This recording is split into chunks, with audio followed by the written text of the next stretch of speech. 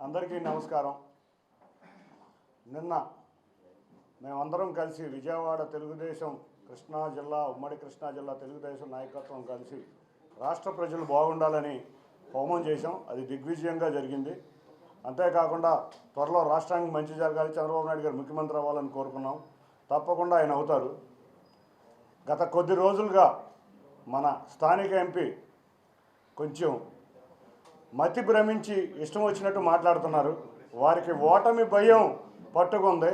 ఆ ఓటమి భయంతో ఆయన ఏం మాట్లాడుతున్నాడో ఆయనకే అర్థం కావట్లేదు. కొంతమంది పిచ్చి కుక్కలని ఊర కుక్కలని ఇట్లా ఇష్టం వచ్చినట్టు మాట్లాడుతున్నారు. నిజంగా గుర్తుంచుకోనని కుక్కలకి విశ్వాసమైనా ఉంటుంది, నీకు ఆ మాత్రం విశ్వాసం కూడా లేదు. నిన్ను ఇంత వాడిని చేసిన చంద్రబాబు నాయుడు గారి మీద విశ్వాసం లేకుండా ఉన్నావు. వాటికి ఉన్న విశ్వాసత కూడా నీ దగ్గర లేదు. అంతేకాకుండా ఒకటే చెప్తున్నాం, నీకు మతి భ్రమించింది. పక్షులు ఒకే రకం పక్షులన్నీ ఒకే గూటికి చేరినట్టు సైకోలన్నీ ఒక సైకో పార్టీ చెంతకు చేరినాయి. కాబట్టి మీరందరూ ఏమి చేసినా రాష్ట్ర ప్రజలు వాళ్ళ చంద్రబాబు నాయుడు గారిని ముఖ్యమంత్రిని చేయాలని ఎంతో ఆతృతతో ఎదురు చూస్తున్నారు. తప్పకుండా రాష్ట్ర ప్రజలు చంద్రబాబు నాయుడు గారిని 175 నియోజకవర్గాల్లో 165 నియోజకవర్గాల్లో పైగా ఉమ్మడి తెలుగుదేశం జనసేన అభ్యర్థులు గెలవబోతున్నారు. అంతేకాకుండా ఆశ్చర్యకరమైన రీతిలో పులివెందుల్లో కూడా జగన్ ఓడిపోబోతున్నారు. మీరు గుర్తుంచుకోండి, ఇవాళ ప్రజలకే కాదు ఆ పార్టీలో ఉన్న వ్యక్తులకు కూడా అర్థమైపోయింది వైసీపీ ఓడిపోతుందని. అందుకనే ఎవరికారు వేరే దారులు ఎదుర్కొంటుంటే నీకు మతి భ్రమించి నువ్వు నీ పక్షులు నీ రకమైన పక్షులైన అందరూ ఒకే గూటికి చేరారు కాబట్టి నువ్వు ఇష్టం వచ్చినట్టు మాట్లాడుతున్నావు. నువ్వు గుర్తుంచుకో, నువ్వు 3 లక్షలతో ఓడిపోతున్నావు. అందరికన్నా నీకే ముందు తెలుసు. నువ్వు అనుకున్నది నీ ద్వారా మళ్ళీ నువ్వు ఎదురుగా ఇది చేయటం నీకు అలవాటు. పోయినసారి పీఆర్పీలో కూడా చేసావు. నువ్వు ప్రజలు మా తెలుగుదేశం పక్షాన ఉన్నారు, ఘన విజయం సాధించబోతున్నారు. 7 నియోజకవర్గాల్లో ఇవాళ ప్రజలు తెలుగుదేశాన్ని జనసేన అభ్యర్థుల్ని ఎన్టీఆర్ జిల్లాలో గెలిపించబోతున్నారు. నీకు ప్రజాకోటలో తప్పక శాస్తి జరుగుతుంది.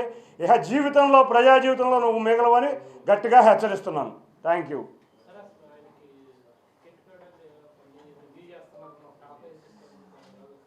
ఇవాళ అతను అవినాష్ అనుచరుడు, మొన్నే చెప్పా, అతను అవినాష్ కింద అనుచరుడు.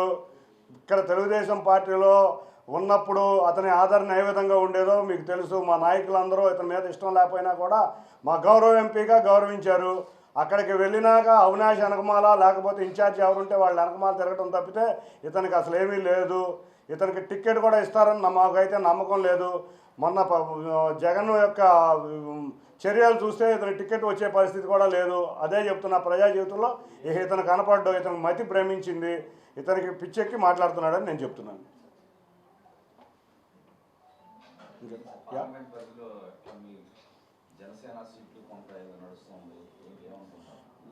ఇప్పుడు తెలుగుదేశం జనసేన ఎవరెక్కడ నుంచోవాలనేది మా నాయకులు ఇద్దరు, పవన్ కళ్యాణ్ గారు చంద్రబాబు నాయుడు గారు ఒక డెసిషన్కి వచ్చారు. వారు త్వరలో అనౌన్స్ చేయబోతున్నారు. అంతేకాకుండా ఉమ్మడి మేనిఫెస్టో కూడా అరేంజ్ చేయబోతున్నారు.